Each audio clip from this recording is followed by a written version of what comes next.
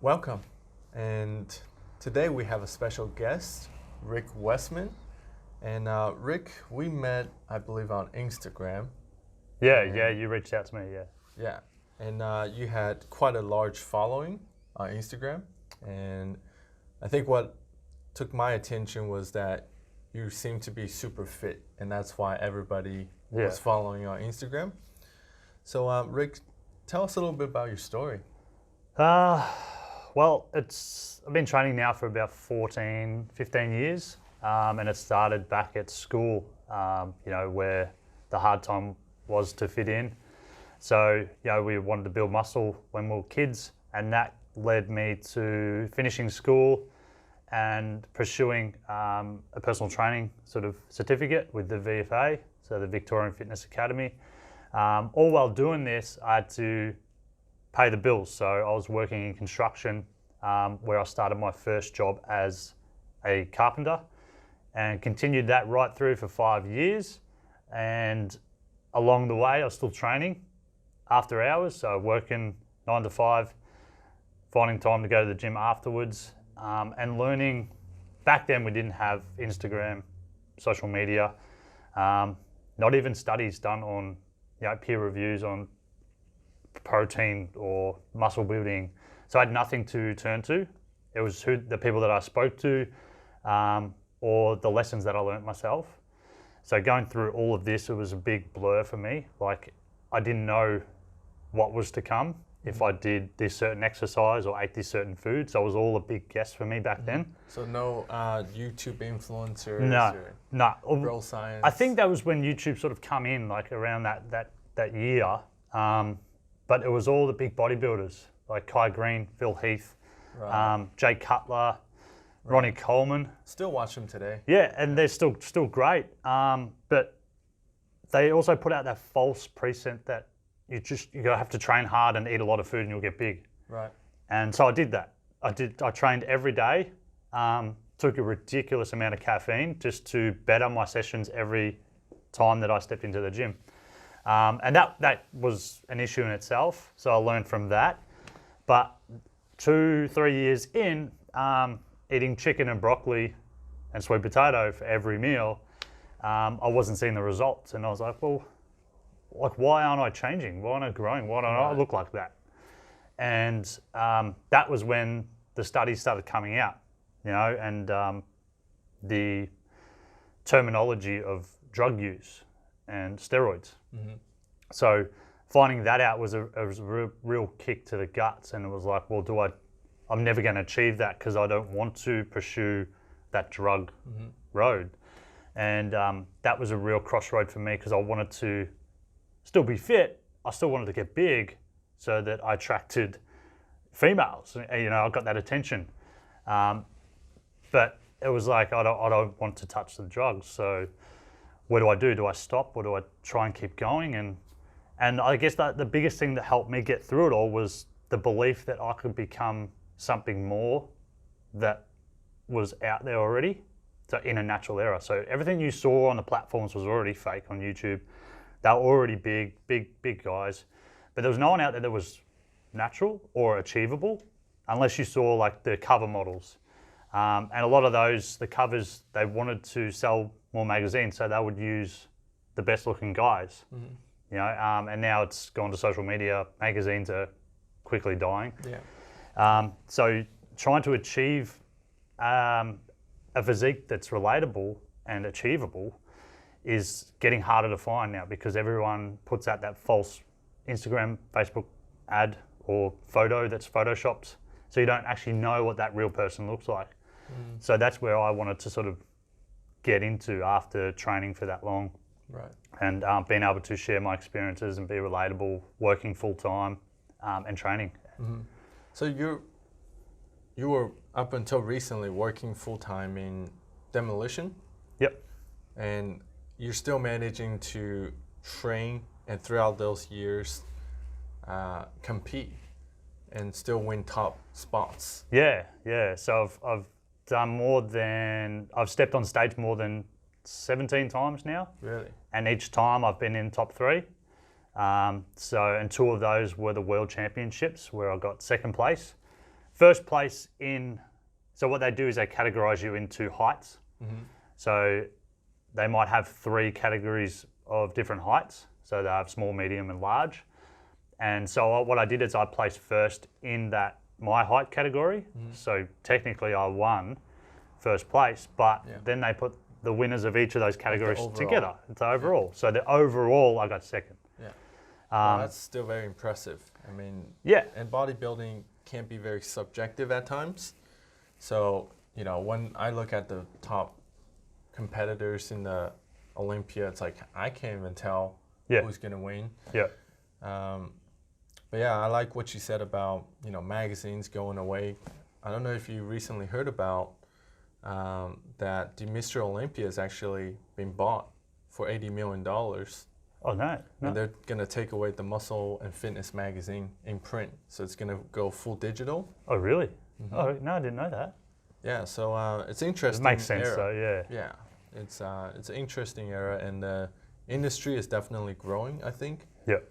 But it is very exciting because I enjoy learning about bodybuilding and just about, you know, fitness and feeling good. Can you tell us a little bit about what you do now that you have actually officially stopped working in your construction or demolition business? So I officially finished up my demolition job yesterday. So congrats. Thank you. Quit. So I took the big step. Financially, it wasn't like the smartest move, but also I wasn't jumping into something that was just nothing. It did take me 12 years to create this platform, which I'm now doing online. Like the magazines that are phasing out, everything's going online. So what I've created is an online training platform where you will get 24 hours access to me for questions and motivation, inspiration, just that common connection, and training programs which are created for you around your lifestyle if you can fit those in, and nutritional programs to suit the foods that you like, the times that you eat it, and broken down into portion sizes so that you're eating the correct amount of calories each day. And then, like you were saying earlier, it's almost like a course. So I'll teach you the processes throughout week to week so that you won't need a coach forever. Like you'll get to a point where you feel like you know enough now to continue a healthier and fit life, and you're happy with the physique that you've got, obviously. So that's the main goal, is getting you to look the way that you want to look, but understanding it the whole way through the process too. So that's what I've now created, and that's what I've left my 6-figure job for, to now jump online and become an online personal trainer or coach, really. Right. And I like what you mentioned as well, that you really aren't trying to completely, radically revolutionize someone's lifestyle. You're working within the perimeters to help them to be better. You're not saying they have to stop drinking, they have to stop eating all these foods that they love to eat, but you're trying to help them find better ways to do it, and healthier ways and better results.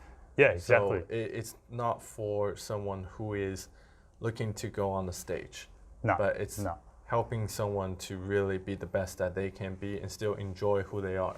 Yeah, that's right. And then if they do go through this process and they're happy with that and they want to take that next step to compete on stage, I also have a couple of spots, only limited spots, because I'm not a big fan of the coaching, because I've been through it all. It's a lot of stress.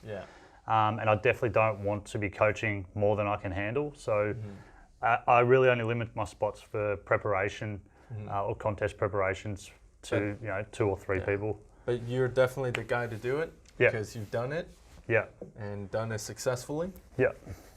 And so that's one thing I really admire to actually meet a guy like you who compete in such a tough sport. And it is, and it tests you in every aspect of your life, especially if you're trying to balance a life with it that you've already created. So you do have to pay the bills. You've got to pay your taxes. You've got to take care of all that first, while going through the processes of eliminating food. So in a way, you're eliminating energy. So you're running on very little energy, but you've got to put on that fake coat that fake armor and pretend that you're not feeling the way you are, so you can continue with life and work and balance all that as well. Because you've got your family and your friends around you too, and they can be affected just as much as you are. You know, if they see the way that you go through these processes, you're feeling tired, they feel uncomfortable eating bad foods around you because, you know, they feel like they're getting fat. So it can have a massive social effect on your life as well. So it's not just eat less and you're going to look good. You need to know the social aspect of it all too, and have that balance. Yeah, so regards to that, do you have any recommendation for, let's say, someone who is, you know, looking to be more better and more fit? Yeah, probably the first thing that people get wrong is there's a pyramid of demand for your optimal physique, and that pyramid sort of is flipped upside down most of the time, where people will turn to supplementation first. These fat burners that are supposed to be the best thing in the world. The shortcuts, yeah. Whereas that's at the smaller end of the top end of the 1% of the pyramid. And at the bottom is your total calorie intake. So the amount of food that you're supposed to be eating for the person and the energy that you expend on day-to-day exercises and activities and work. Most people aren't eating the right amount because they're afraid to eat that much and they think they're going to get fat. But what they're doing is actually causing more damage because they're eating less. Really? So what they would do, most people will do is when they want to start a diet, they want to start this new, New Year's resolution, right? That's probably the biggest time most people change their lives. What they'll do is from wherever they are, wherever they're situated, normally after a big night drinking, they'll start eating less. And now that's probably the less optimal time to do it because you're so damaged and you're full of alcohol and poison, basically. So what they'll do is then they'll eat less, and that will trigger the body straight away to starve. It'll go into a strict starvation mode and won't be able to rebound out of it. So what it will do is it'll hoard fat because of all the stress that you're going through. Okay, so you're saying sometimes eating less is actually not going to help you. Yeah, because most people they haven't got a balanced life, like a metabolism yet. So what they're doing is they're starting low and they're getting lower. And they're trying to do more activity. So they're trying to burn more energy by eating less and less and less and less. And they will see changes in the first week or two. And that's where a lot of coaches can sell big. So they can draw you in. Results. Yeah, they'll be like, I'll lose a lot of weight by just dropping your water. I could lose a female 8 to 10 kilos with just dropping water. And then they're going to be hooked. But the only problem is that I need to then recover that. And they've got to go through weeks and weeks or even months to get back to where they were before they dropped this water because it's just caused that much damage. So in short term, it's eat the calories that you need to pretty much be who you need to be. So your resting metabolic rate is the amount of calories that you have while you're resting. And then you've got the added activity that you need for your daily job, or if you're going to the gym, you need to add those calories on top of your resting metabolic rate. Then that'll give you your total calorie amount, whether you want to eat all McDonald's or you want to eat all healthy. Those calories, that amount, is your baseline, your maintenance line that needs to be the same across the board. Are you saying there is no good or bad calories? It's all going to be the same? Basically, yeah. Calories, your body just triggers its calories. But in the long term, that's only a short version. In the long term, eating bad will give you bad energy. Eating good will give you good energy. So there is like cholesterol and all these. So all that comes into play. And all the stuff that. Yeah, but everybody sees what's on the scale, and that's what means most to them. Even if that means it's going to damage their body. Yeah. If they see the number that they're happy with, that's going to be a win for them, and then they normally will deal with the outcome later. And it could be so much easier if you just sort of sacrifice now with a little bit longer process. You could have the physique and the fitness and the health that you want forever. So guys, there's no gimmicks, there's no shortcuts. It's just being consistent and having the good habits.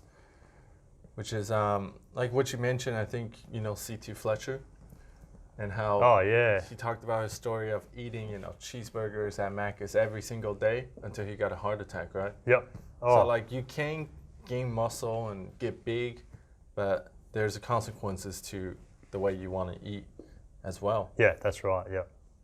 So Rick, now that you're focusing on this new venture, we're really excited to see where you take it from there. We also know that, as you mentioned earlier to me, that you got a clothing business. Actually, you're wearing the shirt, and I really enjoy wearing the gym shorts in particular. Yep. I wear it pretty much every day. In fact, I got to pick up. I got some. another one. Actually, I got some for you there. Yeah, great. But yeah, you got your clothing business, and you're going overseas to. Yep, to America. So we're doing the east side and the west side, and then we're sort of stopping on the in Hawaii on the way back too. So sort of just having a bit of a holiday, to celebrate that I'm finishing up, and a little bit more of time with the family as well. So it's going to be good. Sounds exciting, and we're definitely gonna look forward to your YouTube videos. Yeah, that'll be another big process as well. Putting information out there so people can get to know you, know, like, and trust you is probably the biggest thing for a business.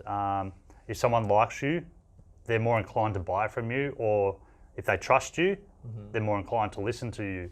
So most people sort of jump into this business or training or trying to get money off people before they know them. And they're not willing to put the effort into know, like, and trust someone, like give them free information first before you ask for money. Yeah. Well, it's a pleasure to have you on. No, thank you for having me. And we're going to have a link for all of Rick's ventures with his clothing business. Go and check it out. And it's all Geelong based. Yep. But international shipping also? Yeah, international shipping, yep. Yeah, but local shipping, obviously. Yep. And nutritional website, training website. Yep. So yeah, we're excited and see the next part of your journey. Awesome. Thank you for having me. Thank you.